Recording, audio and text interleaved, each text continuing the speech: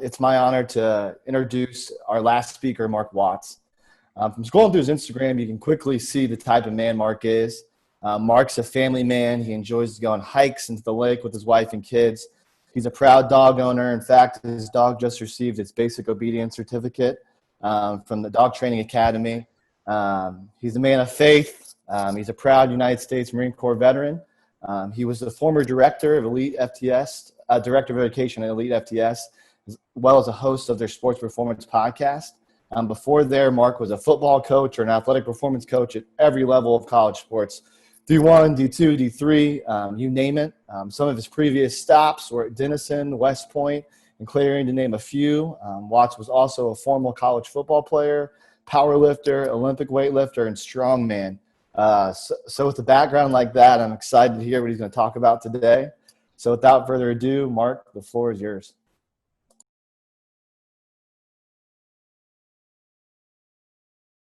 You're on mute, Coach. I'm ready. So got some jitters. Thank you so much for having me on. I really do appreciate it. I mean, this is to be involved in this. It's all bringing back. I'm listening to Chris and Will talk, and it's just funny because all these ideas are coming back. I'm going to hit my timer to make sure that I don't go over because I don't want to be that person.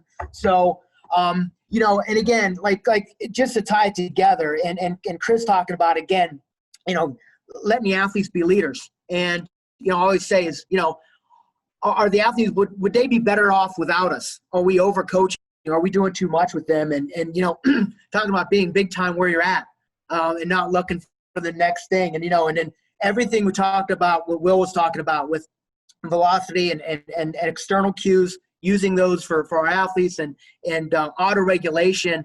It's funny because, again, when we tie that all together, kind of if you want to tie Will and Chris's toss together, it's always about the intent to move the barbell fast, and velocity being a byproduct of your effort and force against that barbell. And it's kind of funny. So it's just really the passion of those two guys is just awesome. So I'm going to go ahead and talk a little bit about coaching leaderships. As you know, I'm an elementary school principal, and being a principal now in America right now, obviously that anxiety and, I've decided not to make anybody happy and, with everything going on. But what I've learned when I made this transition, I changed careers 4 times after the age of 40. And a lot of my talks were about the coaching profession. And sometimes I feel I can help, but sometimes I feel not being in it.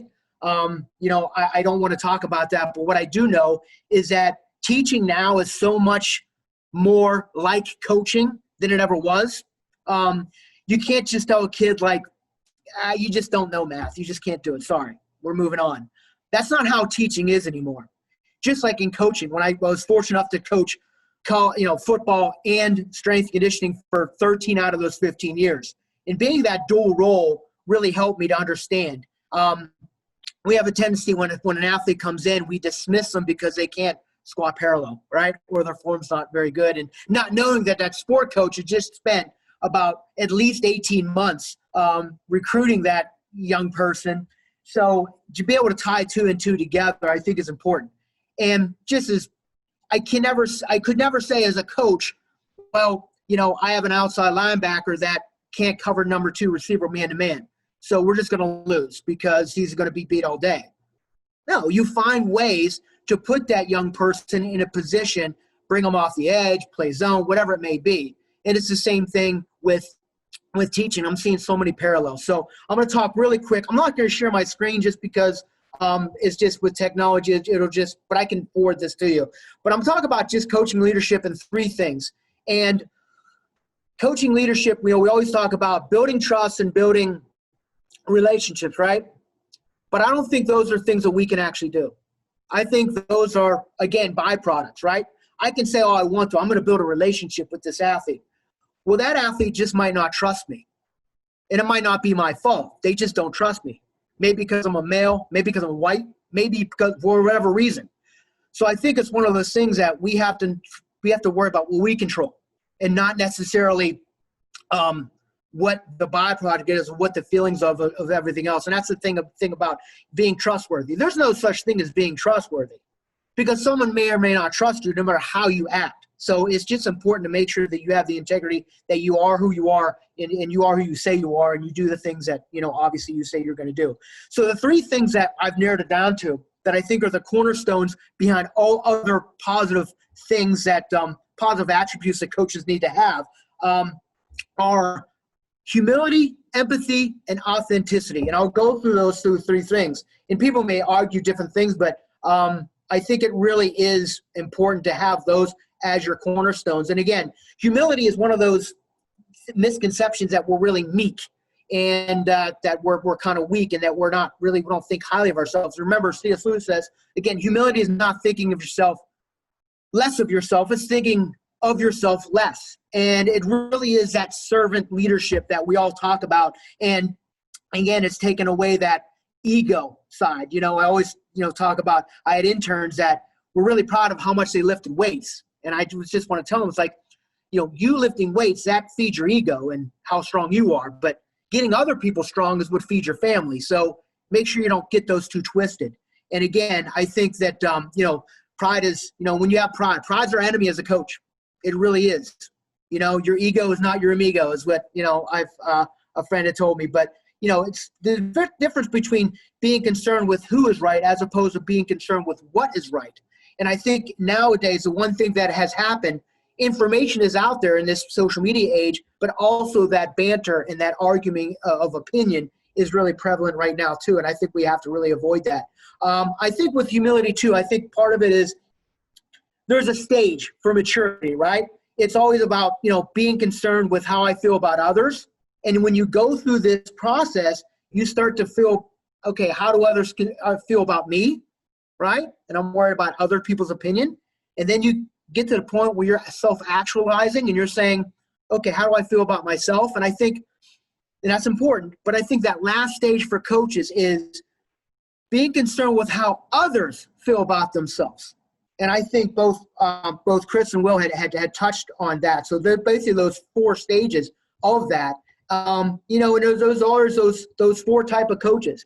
And we're in that stage because there's not a lot of objective things that can warrant how we're doing our job. So we're always trying to portray this feeling of I need to prove that I am good at my job because there's no other objective measures. And I think there's those coaches that make those simple complex just to make sure that they feel that they're in charge. And the really good coaches are the ones that makes the complex simple, right? If you can't explain it to a 6-year-old, you might not know it as much. And again, Will having that 90-minute presentation down to 10, I think is really important. Empathy is the other one.